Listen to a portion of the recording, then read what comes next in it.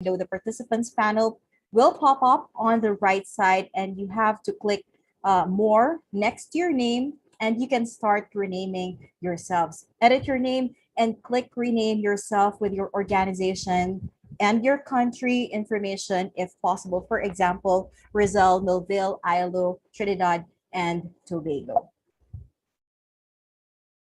And of course, along the way, we're sure you're going to be having some insights, ideas, or questions. Feel free to let us know about your thoughts and questions by heading over to our chat box, which you will also find below your screens. You can just type it in there, whatever you're thinking. If you want to ask something to our moderators, to our panelists and presenters, you can head on over to that and let us know. And we would find time to answer that in a bit. Also, right at this moment, even though we may be miles apart, we'd be happy to introduce ourselves, to get to know each other through the chat box. Please head on over now to your chat boxes. Tell us your name and the country you're currently based in. We'll give you a few minutes to do that. Let's just say hi to each other as if we're very close to each other, as if we're not separated miles apart.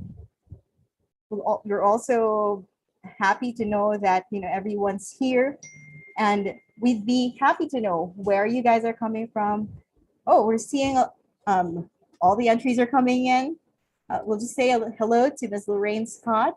We're seeing people from Trinidad and Tobago, from Bahamas, and there a lot more. We're seeing so many people saying hi and hello. We're sending out our highs and hellos to you back wherever you are right at the moment. Also, just a quick reminder, even if we are not together and we're just here virtually, let's try to make it as human as possible. You see that guy on your screen on your right? That's how it feels like when you're talking to someone whose camera is off. So if you can, we would really appreciate if you can keep your cameras on, so we can have a bit of a feel of reality, like a symposium, doing it face to face. For any concerns or questions, you may send an email to Ms. Rizal Millville, the National Project Coordinator for this symposium. And for any technical concerns, you can send us a Zoom chat. We are the pandemic support team, and we have with us Kayla Benzon, Karen Tan, and Juana Cancho to help you in case you would be needing any technical support. And of course, I hope you are doing great wherever you are right now, because we got a couple of things lined up for you today. So let me just walk you through today's agenda. Earlier, we already had the two parallel meetings. We had the workers group meeting and the employers group meeting, which was already a very huge success, very productive one for the employers and workers group. And right now we're going to be having the opening ceremony, where we will be discussing the recovery to resilience, decent work for a resilient Caribbean. And at 11 a.m., we will be discussing, or we will be having two separate discussions as well. One is for the high-level ministers meeting. Again, that's happening at 11 a.m. and that's by exclusive invitation. We will get to the details of that in a bit. Aside from that, we will be having the social protection responses to the COVID-19 discussion, where we will be talking about strengthening resilience through universal social protection. After lunch break, of course, we will be discussing about the technical and vocational education and training transformation in the Caribbean for a resilient future work. So without further ado, to formally usher you into the opening ceremony, I now turn you over to Ms. Claudia Conyers. Ms. Claudia Conyers is the Deputy Regional Director of the ILO for Latin America and the Caribbean. Take it away, Ms. Conyers. Thank you very much, Tricia, and very good morning to all on this session. Honorable Colin Jordan, Minister of Labour and Social Partnership Relations, Barbados. Honorable Joseph Hamilton, Minister of Labour for Guyana. Honorable Stephenson King, Minister of Infrastructure, Ports, Energy and Labor, St. Lucia, Mr. Wayne Chang, President of the Caribbean Employers Confederation, Mr. Andre Lewis, President of the Caribbean Congress of Labor, Mr. Vinicius Pinheiro, Assistant Director General and Regional Director for the ILO Office for Latin America and the Caribbean, Mr. Dennis Zulu, Director, ILO Decent Work Team and Office for the Caribbean, ambassadors and other members of the Diplomatic Corps, representatives from international and regional development partners, United Nations resident coordinators and other UN colleagues, ILO staff, members of the media and other invited guests. It's really a great pleasure to join you this morning and to moderate the opening of this 3-day virtual symposium. We're actually about to wrap up 2 years of work with many of you on many different themes: skills, social protection, employment services, research and data, introducing green and blue economy concepts, business continuity planning. But there's been one common denominator in all of this work, and that was the concept of decent work as a tool for resilience. The irony is that this idea was developed in dialogue with all of you, with many of you who are on this session this morning, before the pandemic changed our lives here in the Caribbean, in the region, and globally. We were then preoccupied with the crisis before the crisis, how to address the vulnerability of the Caribbean islands to the impact of weather and other climate-related events. Now, one can't make the vulnerability go away, so the risks will be what they are, but we can build the resilience to bounce back and thus mitigate the impact. And one of the key resilience tools to individuals and societies is the availability of decent work. That doesn't mean that we just talk about jobs, even though that's important. It means we need systems of social protection that function as safety nets and navigate people back to their jobs or enterprises. At times, the jobs may change, especially in these times of enormous and rapid technological and climate-based transitions. And that requires systems, institutions, programs, and tools. And this was what this project has been working on in several countries. But it was always the idea to, at the end of the project, disseminate the results, the lessons learned, the tools and practices developed to the region, to the whole region. And this has been a story of a lot of teamwork, and the impact of COVID has meant a special effort and commitment from so many of our counterparts who are with us today, even if the need and relevance was all the more clear in the light of the pandemic, the practicality of implementation was much more complicated. I personally was involved in the beginning of this project, and that's also why I'm very honored to have been given the opportunity to moderate the opening session. And I handed the baton to Dennis Zulu, and his stellar leadership has helped us reach the destination. I'm not sure if we're at the destination yet, maybe we'll never really get there, but definitely we've made a long progress on the journey. So it's a real honor to be with you all today. And we have lots of wonderful, distinguished speakers on the agenda. So I now have the pleasure to invite Mr. Dennis Zulu, Director of the Decent Work Team and Office for the Caribbean, to make his opening remarks. Over to you, Dennis. Thank you so much, Claudia, and a good morning to everyone.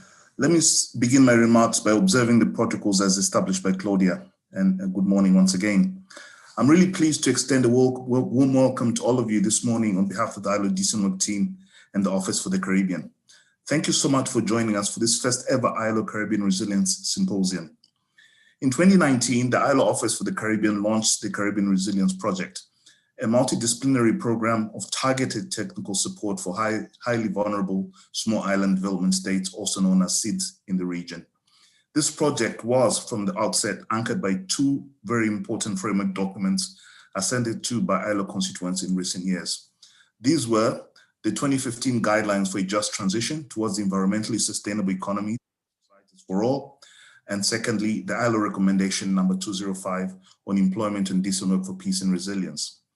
The ILO recognized that the regional resilience building efforts continue to be challenged by two intertwined dimensions of vulnerability. First, anticipation and responses to regular recurring natural and climate-related disaster. And secondly, the need to diversify the economies and transition to sustainable green economic production to sustain growth and cope with environmental changes. Therefore, the project aimed to strengthen the capacities of countries to become more resilient in line with Recommendation 205 by ensuring that the principles embedded in the ILO guidelines for the just transition towards environmentally sustainable economies and societies for all were fully adopted and implemented at the national level. The current COVID-19 pandemic and devastating socioeconomic effects on the Caribbean seeds and developing countries has brought into sharp focus the centrality of jobs, livelihoods, and processes for recovery from disasters and crises. It has created further urgency for the ILO's ongoing work to improve the integration of the decent work agenda in how the Caribbean labor markets prepare for, cope with, and otherwise respond to climate hazards, health crises, and other types of threats.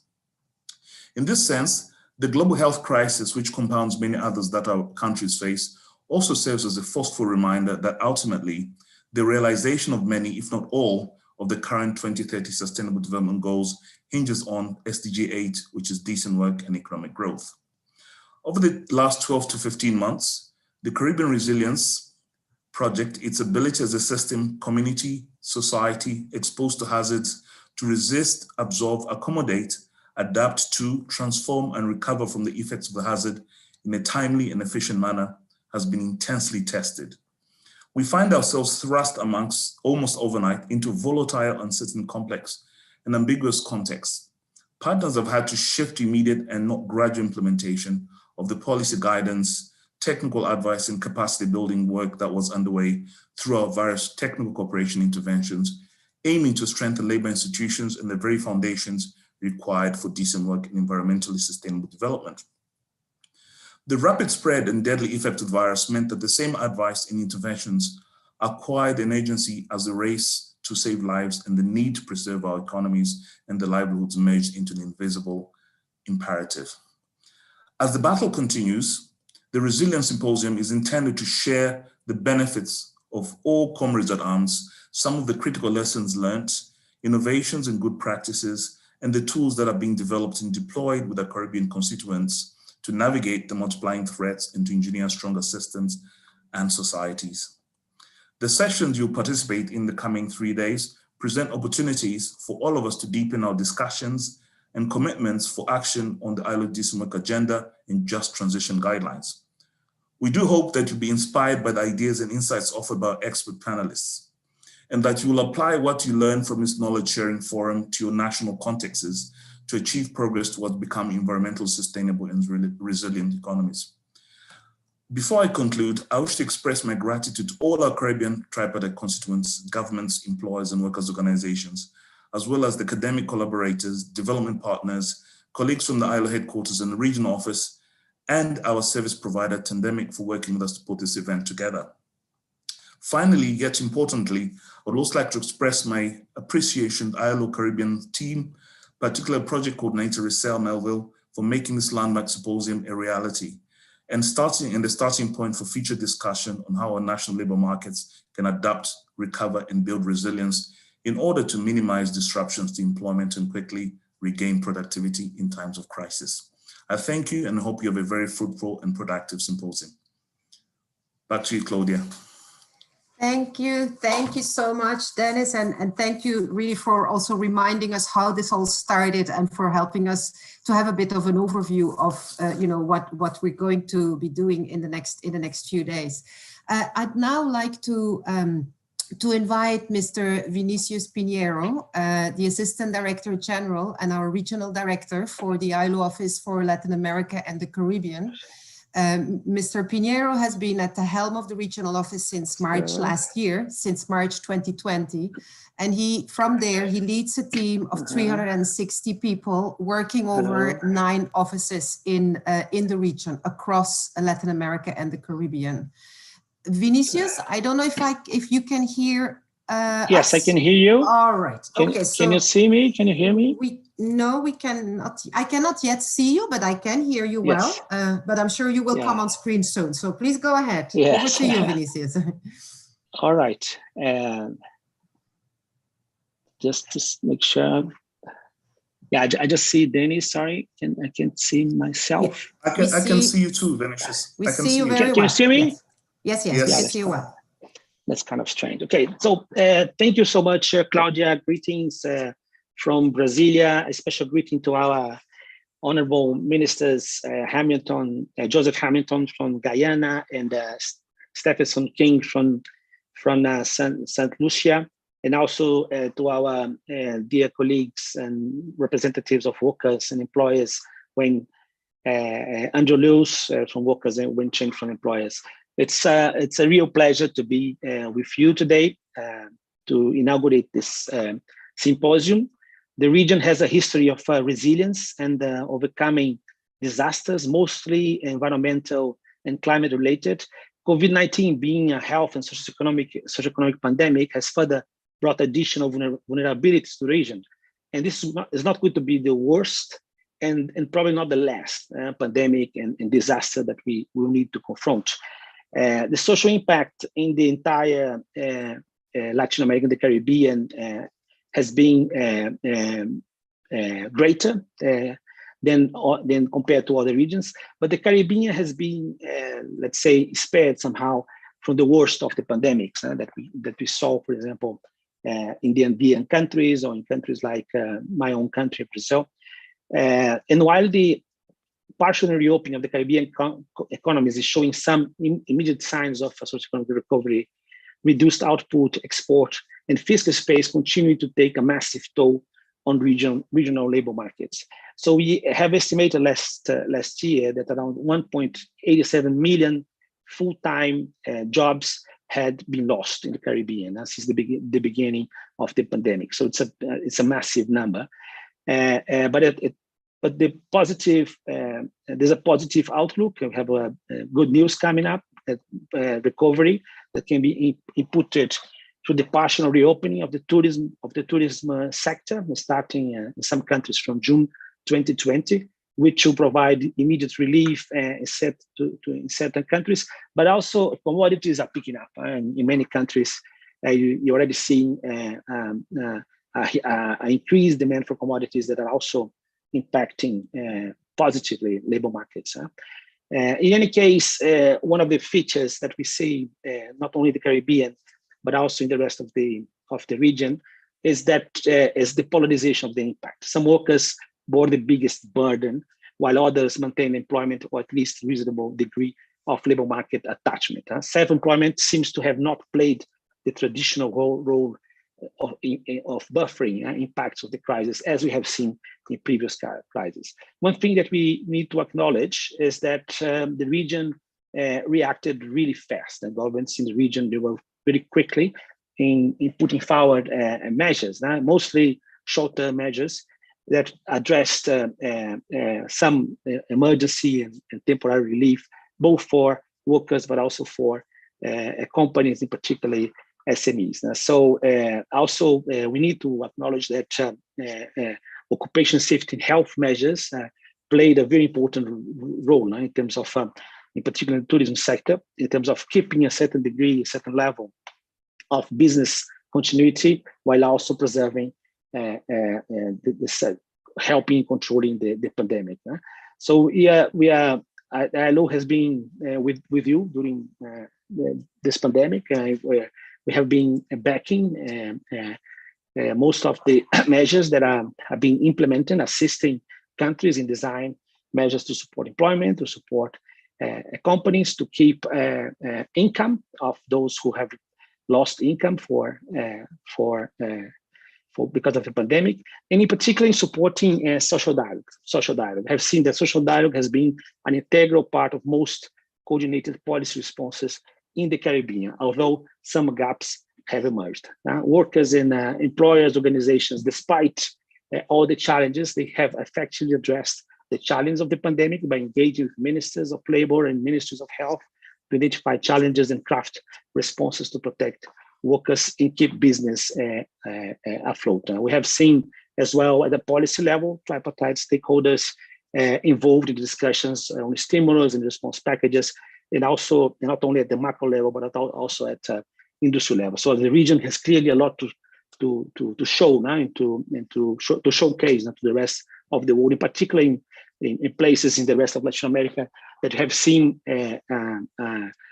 spaces for social dialogue either disappearing or being watered down by the pandemic. Right? And this is now coming back in terms of you see the big demonstrations in countries like Colombia now and other countries. Also, there is a level of unsatisfaction since we cannot play a role. Since actors are not able to play a role in terms of policy responses. Of course, they go to the street, and it feeds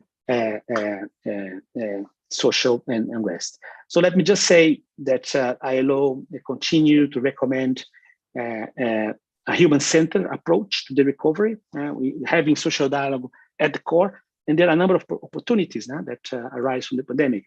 Of course, there is a huge demand for tourism after being so long in confinement in many places in the world. The Caribbean looks like a dream for many people. So there is, of course, it would lead to more activities. Commodities also are picking up, as I said. And then there is the perspectives of the transition to a digital economy. And I think Caribbean has a lot to play in terms of engaging in the global labor markets via the digital economy. And finally, let me also recognize the need to invest in the blue economy, in the green economy as part of this transition to a better normality. Focus on the human-centered approach. That's why it will be very important to have a very active participation of the Caribbean countries in the next International Labour Conference, in which the members, the tripartite stakeholders will be discussing the outcome document or how to craft a human-centered approach in response to the COVID crisis. Now, I think the Caribbean has a lot to show to the rest of the world. So thank you very much, and I wish you a very successful meeting. Over to you, Claudia. Thank you so much, Vinicius, and thank you for helping us sort of see the bigger picture of the sort of the overall impact of the pandemic, and again how important resilience really is within that context, and how you referred. I thought it was very striking how you referred to the polarizing impact that self-employment usually is the response, but it hasn't really been the response because the circumstances were so different. And then you talked about social dialogue and the important role of social dialogue, especially because if we don't have social dialogue to help channel the conversation and sort of chart the path forward, the more complicated scenarios will emerge. And so we have now with us both the employers and the workers representatives from, I'll first hand over to Mr. Wayne Chang, the president of the Caribbean Employers Confederation. The Caribbean Employers Confederation represents 18 employers organization, national employers organization in the Caribbean. So it really is a very important player, and of course, working always very closely with the ILO. So, Mr. Wayne Chang, we are looking forward to hear from you. Over to you, please. All protocols observed. I hope you can see me. We have been having some technical challenges over here. Good morning to our distinguished attendees, ministers of government, ILO officials, colleagues. It is indeed a pleasure to be here this morning. The fact is that the building of resilience and the diversification of our economies has long been a high priority. I have been often down at meetings down there in the sub-regional office in Port of Spain and throughout the Caribbean, and this has always been on our agendas. We have long known of and experienced our vulnerability to exogenous shocks. I don't think any of us anticipated that we would have an exogenous shock of the nature and magnitude of the pandemic that has not just affected one island or one country, but has affected all of us in profound ways. And in fact, it has affected us more than any other region in the world. Some of our economies have fallen as much as 20% in the last year. And this is largely due to our dependence on tourism. And we had never seen a time when international travel would have stopped, when cruise ships would have stopped coming, and our economies would have suffered so much. But it has also yielded, difficult as it may seem, some glimpses of the future. It has accelerated the acceptance of other issues that we have long discussed, issues mostly centered around the future of work. It has focused us on social dialogue. Every single country has implemented task forces, broadly representative, including employers, including labor leaders, including civil society, because our minds have been seized of the importance of working together to mitigate the impacts of the pandemic and to rebuild our economies for the future. The very fact of us meeting virtually and the fact that many of us are working remotely has accelerated another aspect of the future of work that we have long discussed. And I'll talk about that a little bit more. We have seen the evolution in the region of business process outsourcing, now called global services. But the whole concept of global services has opened up new possibilities for us in terms of seeing globalization not just as a threat, but as an opportunity, as we realize the possibilities of being able to learn and work online. Now, we have a big challenge because we've also long been discussing the shortcomings of our education and training to meet our needs, to meet our economic needs, to meet the needs of the market. We've long known that we have to transition from much of how we have learned and what we have learned towards promoting critical thinking skills, toward promoting digital skills, towards promoting self-management, towards promoting the values and attitudes and mindsets that employers and the market is looking for. So we need to accelerate another initiative that we have long discussed and been working on, and that is how to match the needs of the market with what is generated by our educational system, by our institutions of training. Yes, skill surveys will be a part of it, but more important will be a deepening partnership between employers, labor, and our education and training institutions. Top of the list of priorities is how to make them adaptable, because one thing we have realized is that the world has changed, and the world is fast changing and continues to change. So making them adaptable, making them responsive, making them more in touch with the market, I would put as the highest priority for our post-pandemic future. We have to also be mindful of inclusion and access. We do not want to widen the digital divide.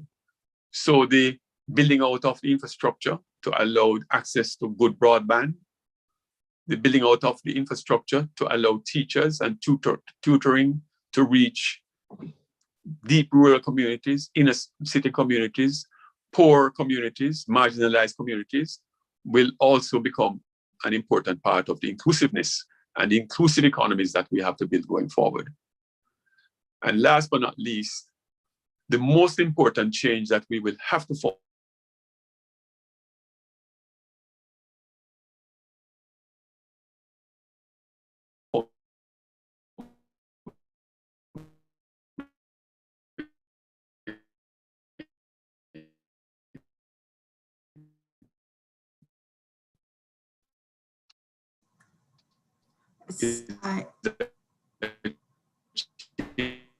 I'm not sure. There we go.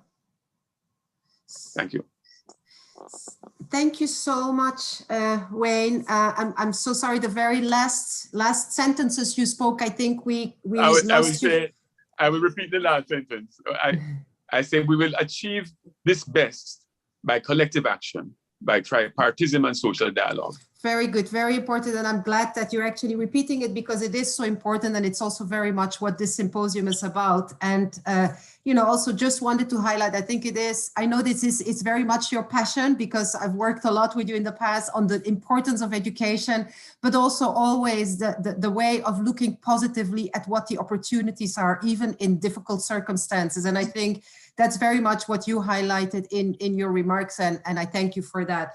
With this, I would like to invite our other social partner, Mr. Andrew Lewis, President of the Caribbean Congress of Labor, and also the President General of the Grenada Technical and Allied Workers Union. Mr. Lewis, it's very great to see you, and I would like to pass on the floor to you. Okay, thank you very much. And good morning to all of our colleagues in the region. I stand on the protocol already established. I would also like to take this opportunity on behalf of the Caribbean Congress of Labor to extend our deepest solidarity to the people and government of St. Vincent and the Grenadines as they go through this particular trying period of the La Souveraine volcano and its trying effects in the midst of COVID. Even without COVID, we know that can be. So we extend our solidarity and at the same time call on us as a Caribbean region to continue to give material assistance to the people of St. Vincent and the Grenadines. Caribbean Congress of Labor is indeed pleased to be part of this engagement. And we look forward to a very meaningful and impactful applications of the decisions that may be taken at the end of the session. This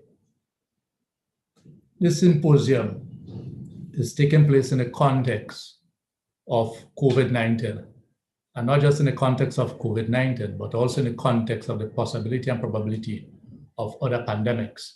And this is one of the lessons that we must learn from this. And as we address these matters, what the pandemic has shown to us, it has brought to the fore the reality of our civilization, the reality of the existing inequalities in a number of our societies. And we would like to say that if at the end of the day, if at the end of the pandemic, or as we get to be able to better manage living with the pandemic, we do not make fundamental and radical changes within the structure of our society, then we would have wasted the sacrifices that have been made, both in terms of the loss of lives, as we see happening in a number of Caribbean countries, in our relatives and friends in the diaspora, and the psychosocial and other impacts that the pandemic have had on us. And therefore, we need to identify issues such as the healthcare system, that we need to really invest in and make sure that healthcare is affordable and accessible. We need to ensure that tourism, which has been spouted about a lot, becomes not just everybody's business, as is a mantra in a number of countries, but is actually impacted on down to all levels of society, and not just been made use of benefit what we call there's absolutely no doubt in the tourism industry, the largest cross-section of workers are some of the most lowly paid workers in the country. And this must be addressed.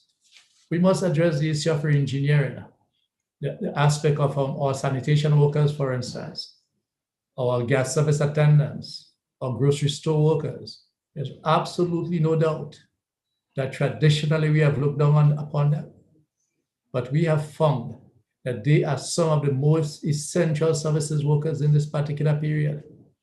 And we owe it upon ourselves as a Caribbean civilization to ensure that we do not only recognize them by the blowing of horns or the ringing of bells and having church services, but there is a material basis for the improvement in the quality and standard of living. We must ensure that at this period also, the question of sexual abuse domestic violence, sexual harassment at the workplace. All of these matters must come to the fore and be not just addressed, not just be spoken about in the different shops and workshops that we have had, but that we resolve among ourselves to do all that is necessary to seriously address these matters in a practical way. As we speak right now, there's the issue of vaccination, because recovery and resilience must be taking place in the context of fighting COVID-19. And as we address the issue of vaccination, the issue of dialogue and education is absolutely important. And here we have touted in the past the aspect of dialogue, the need for dialogue between the social partners and the widest cross-section of society. But what we have realized is that even with the administration of vaccine and the aspect of getting people to understand the importance of vaccine, it appears to be coming top-down. And we will not achieve the harmony that we're looking for if, for instance, we try to address this thing top-down. Let me say, I have taken the vaccine. I've taken both shots of the vaccine. But at the same time, we must understand the different concerns that the working people have, ordinary citizens have, leaders have, and therefore we must find creative ways and means urgently of addressing these matters to identify and to call upon our people to follow the protocols, to pay attention to the World Health Organization, to the Pan American Health Organization. These are issues that we have to be addressing. The issue of affordable transport, all of these things must be addressed. And as we address these matters, it must be done in the context of recognizing the rights and responsibilities of all the parties involved. And therefore, we look forward to these discussions resulting in a further, not just a commitment, because we have done that in the past, but identifying ways of means of making the social dialogue work, not just a format of meeting again, but going on the ground, calling upon the governments, the labor movements, the employers to get involved on the ground so as to ensure that we are able to get meaningful changes. And I look forward to the next few days as our people are engaged in these discussions. Thank you very much. Thank you so much, Andre. Thanks for reminding us really of some of the issues that we always need to be aware of, addressing inequalities. I think the important plight of essential workers is a very important element. You talked about violence at work and violence at home. And I think very important also, of not going only for the top-down approach, but making sure that we can reach people where they are and that we can engage with people in the making of decisions. I would now like to invite the Honorable Minister Joseph Hamilton, Minister of Labour in Guyana, also a long-standing member of the National Assembly. And I wanted to say, I really loved it when I read, when I was looking into your bio, because it said he lives by the mantra, don't complain. So I wanted to mention that because I thought it was really beautiful. I hand over to you, Mr. Minister Hamilton. Thank you very much, and good morning to everyone. All protocols observed. I may say I'm delighted on behalf of the government of Guyana to speak at this conference today and to participate with my team in the next 2 days. Let me start off by saying that you have an understanding of the background of what we're attempting to do here in Guyana. You would know that in the last 5 years before 2020, we had no labor ministry in Guyana. And therefore, my task was, on behalf of the government, to reestablish a labor ministry. And so we are in the process, 9 months, reestablishing a Ministry of Labor in the Cooperative Republic of Guyana. And therefore, we have to build structure. But whilst we build structure, we cannot wait to give service to the people of Guyana. And that is the reason why we have taken some action that are necessary. because we inherited, I would say, a decimated labor infrastructure in Guyana, and that has to be repaired. And so when the ministry was reestablished, we needed guidance. What will be the guiding poles to cause us to take action? And so the 3 pillars we have set before us. One is the issue of capacity building. That is the need for training and retraining of workers. The other issue is human development, workers' welfare, the issue of housing, the issue of proper healthcare and proper education. We cannot discuss decent work, and we are not discussing at the same time decent housing, access to decent healthcare facilities, and access to educational facilities. In my view, all of those things are captured and must be captured when we're discussing decent work, because first, the worker must be healthy and well, and the worker must be satisfied socially for them to perform in the sphere of work. The labor landscape in Guyana is changing drastically. The whole issue of labor relations here, the whole issue of the labor market is changing drastically because of the new sector that has come to Guyana, more so the oil and gas sector, and all the relevant spin-off that will come with it.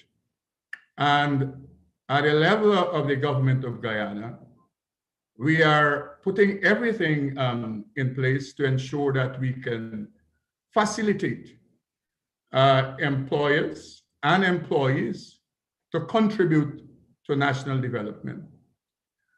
We have increased by 200% the amount of occupation safety and health officers we had in this country when we took office. And we have increased by some 40% labor officers in Guyana to ensure that we can properly supervise labor relations. We can properly ensure that workers are working in safe spaces. Because a lot of time we have the conversation when we're talking about workers' rights, it revolves around what they earn. And a lot of times not around how safe their workspace is. Because the man can earn a lot of things, a lot of money, but in a lot of instances, he might not be able to be here to benefit from the raise of pay because the workspace has taken care of that in a negative way. Mr. Chang spoke to some specific issues, and I can say to him that in Guyana, the government is paying attention to those matters because we recognize the importance of having all citizens, regardless where they reside in this country, participate in national development and opportunities that are available. And therefore, the whole issue of the ICT infrastructure is very relevant if we are discussing decent work and resilience. And so I agree with Mr. Chang.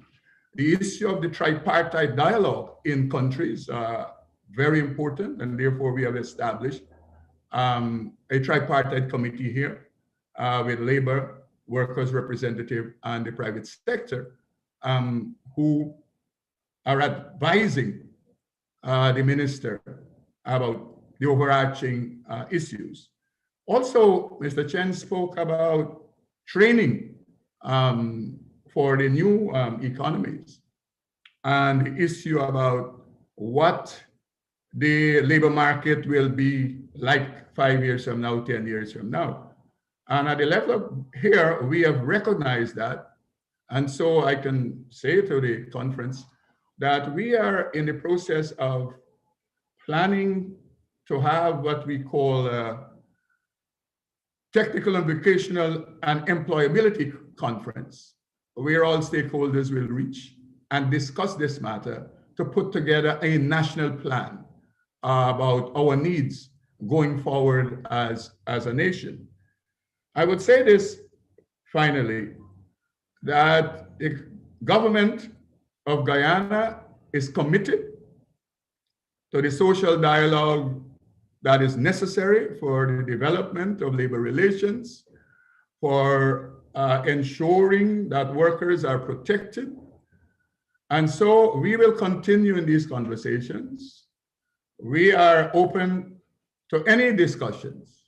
We are open to any formula of protocols and processes that will allow for workers' benefit and their development. Look, we have in Guyana, as I have just said, the new sector, oil and gas sector, and that we have to pay some serious attention to it because we have to deal with a matter of equal pay for equal job. I have committed to ensure that the workers of Guyana, their rights are respected and protected. And so, as I have said, we have to build the structure to supervise labor relations, and we are doing that. We are employing more officers, and we will be training more officers. We will train officers in the highest technical areas to supervise specific sectors, oil and gas, forestry, construction, agriculture, and the mining sector. And therefore, Guyana, as I have said, is prepared and ready to continue this conversation and to continue to participate in the resilience project that the ILO has put before us. Thank you very much, ladies and gentlemen. Thank you. Thank you so much, Honorable Minister Hamilton, and thank you for giving us a little bit more of the background of Guyana, and I think especially emphasizing the importance of changing labor markets and how we need to make sure that the institutions are ready for that. I would now like to move to our last speaker, the Honorable Stephenson King, Minister of Infrastructure, Ports, Energy and Labor for St. Lucia. Minister King has actually such a long history in the government of St. Lucia. He's been a former prime minister. He has covered so many ministerial portfolios, from finance to planning, to various other ones, and of course to the one that he's has currently been covering for the last few years. I've had the pleasure to work a lot with you, Honorable Minister, so it is so great to have you on this panel, and I hand over to you. Thank you very much, Claudia, for your flattering introduction. And so I take this opportunity in adopting the protocol previously established, but to recognize the Director of the ILO Decent Work, Dennis Zulu, Regional Director, Vinicius Pinheiro.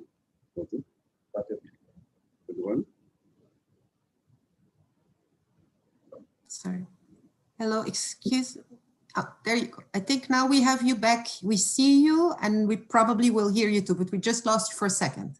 You see me and hear me, Claudia. We can see, yes, we can see you and hear you. Over to you. Very well, very well. We have been having some challenges. Permit me this opportunity to adopt the protocol already established, but at the same time to recognize the Director of the ILO Decent Work Team, Dennis Zulu, Regional Director, Vinicius Pinheiro, the President of the Caribbean Employers Federation, Wayne Chang, the President of the Caribbean Congress of Labor, Andrew Lewis, and all you distinguished participants at today's symposium. Let me embrace this opportunity to thank you all for the honor you have bestowed upon me to address you at this prestigious and timely forum for all of us in this hemisphere. It is a perfect opportunity for reflection, recommitment, and re-engineering of our mission considering our past experiences, current adversity, and the challenges that lie ahead. It is no secret that the entire world continues to be in turmoil and apprehension amidst the uncertainty being presented by the deadly COVID-19 pandemic.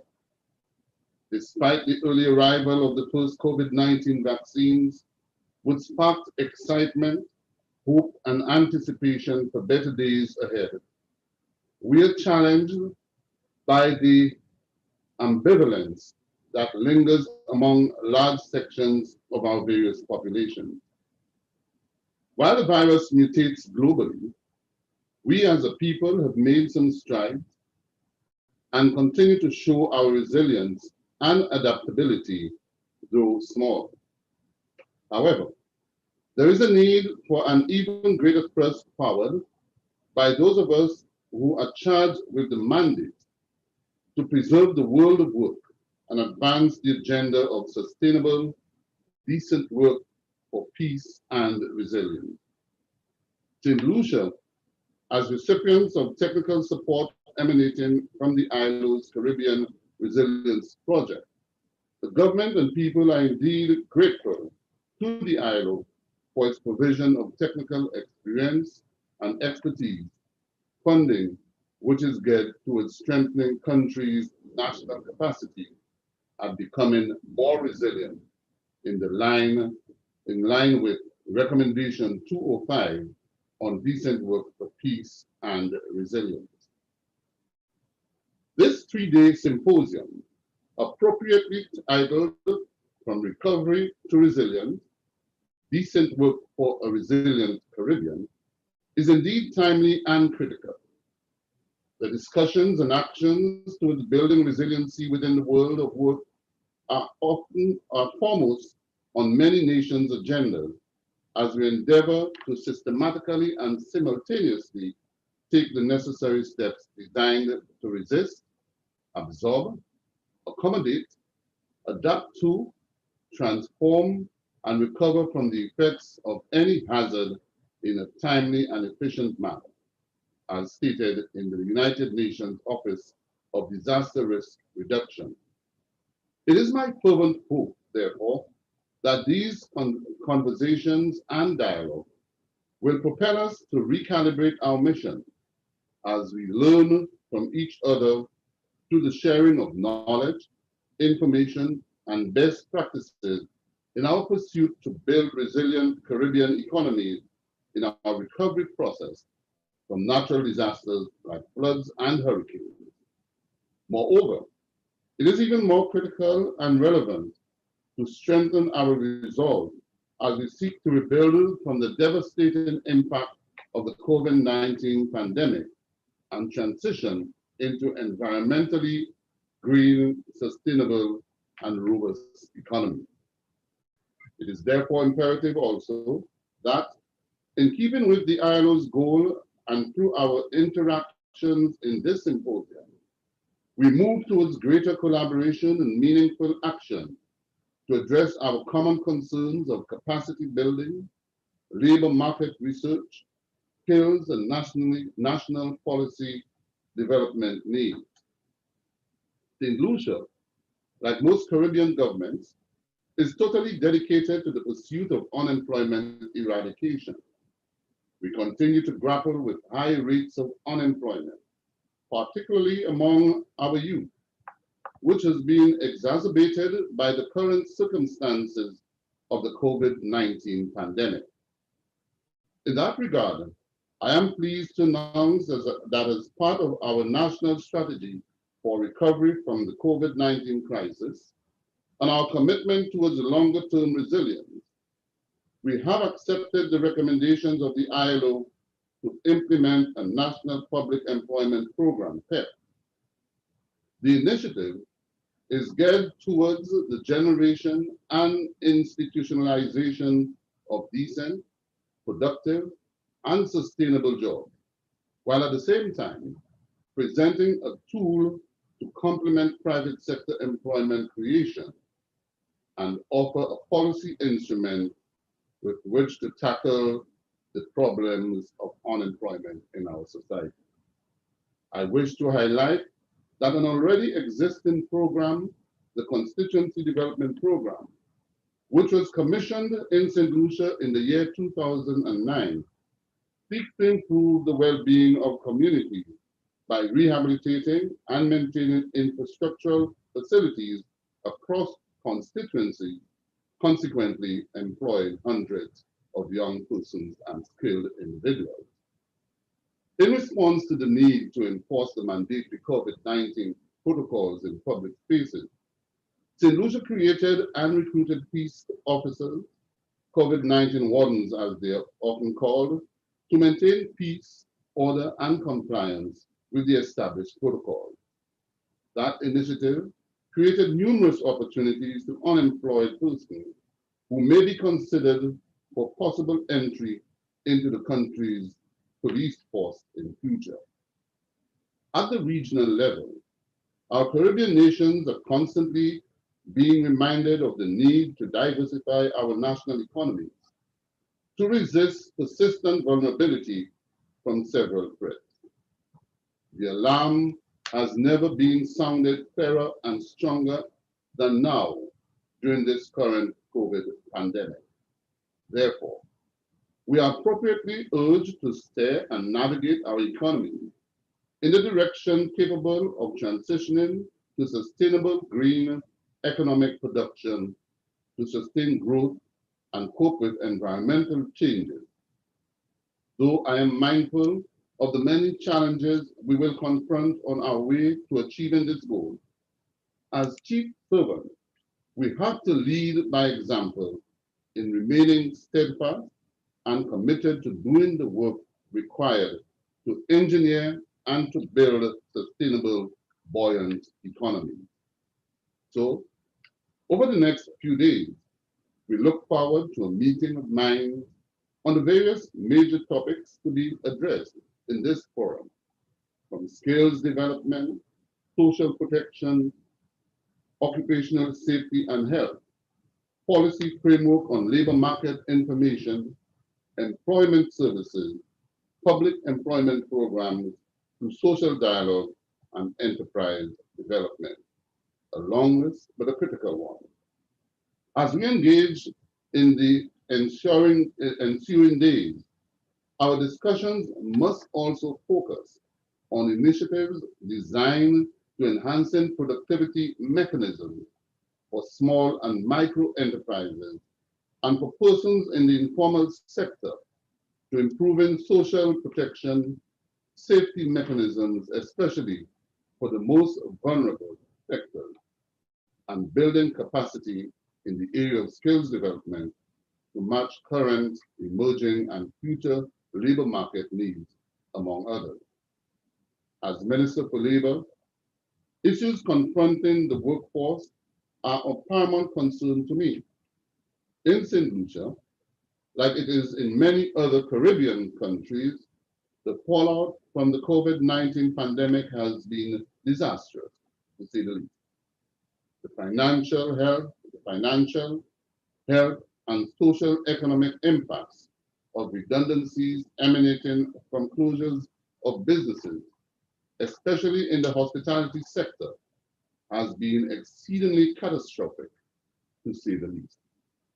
However, as we start to recover from this pandemic, it gives me a perfect opportunity for us to retool and retrain some of those individuals in acquiring new skills that will prepare them to take advantage of new employment opportunities as a means of building resiliency within our workforce. We as a government and country, through practice and implementation of renewed legislation, seek to continue to adhere to the policies, standards, conventions, and recommendations of the ILO, and particularly the adherence of promotion of decent work. Considering this, I'm again delighted to announce that St. Lucia has, on May 14, 2021, ratified Convention 155, Occupational Safety and Health Convention, 1981, number 155. Though late, it's an honor to be the champion of this cause for the workers and the people of St. Lucia. In conclusion, please rest assured that together as Caribbean nations, we can combat this COVID-19 virus and return life to normalcy, albeit with some new normal ways of doing things. Again, I thank you for the opportunity to address you and to wish you success during this 3-day symposium. It is my hope that the objectives and recommendations emanating from this activity will bear much fruit in the immediate, medium, and long term. With these few words or long words, I thank you. Thank you so much, Honorable Minister King, and thank you very much for emphasizing the importance of sort of the Caribbean being together. I think that's a very important topic, and certainly during this symposium there will be more opportunity to discuss that, but also thank you for sharing more about the work in St. Lucia, and we're very happy to hear about the National Public Employment Program as well as the ratification of Convention 155. So that is great news that we're so happy that you shared that with us. So we're coming to the end of this opening session now, and so all that remains for me to do is to thank all the speakers for their encouraging and thought-provoking reflections. I think we've already assembled a lot of important information. And I also want to thank all the participants for being here with us. I would very much like to encourage you to stay. I think there is going to be a lot of important material that will be shared during the next 3 days. So we very much hope that the sessions that will follow will give you some more empirical information that you can then all back use to help you prioritize, consolidate, and mainstream the decent work agenda in your own countries, in your own program portfolios, and very importantly, make sure that resources are allocated for it. So I'm going to, I think my job is done, and I will hand back to Trisha to walk us through the next steps and what is coming next. Thank you very much to all the participants and all the wonderful speakers. Thank you very much to Ms. Claudia Conyers for that wonderful opening session. You know what, I guess we could all agree that that was just the beginning, the opening session, yet we could already pick up a lot from what our honorable ministers, speakers, and presenters have said, which will guide us further in our upcoming discussions. And talking about that, let me just run through you very quickly the things that we have in store for you. We just finished the opening ceremony, but please don't go just yet. As I mentioned earlier, we are just beginning to make the most of the symposium. We will be having a simultaneous 2 parallel sessions or 2 parallel discussions that is at 11 a.m. We're going to be talking about the social protection responses to COVID-19 and of course the high-level ministers meeting. And let me just go deeper into that. The parallel session with the high-level ministers is an exclusive meeting to invited ministers and their delegations. So please refer to your Zoom link access to this meeting provided via email. If you haven't yet, please check the email subject, ILO Symposium, High-Level Ministers Roundtable, Reminders, and Zoom access. And I'm sure along the way, you would be having questions and some insights. Feel free to put that in the chat box. And when the moderator finds important comments or points, we will try to find time to give you the floor because again, we will be having limited time. And as I mentioned, alongside with a high-level ministers meeting, we will be having the social protection responses to COVID-19. That's also happening in a bit. For now, let's just go on a very short break. I know your eyes may be tired. Let's go on a 5-minute break. Please be on time. We will be back sharp at 5 minutes.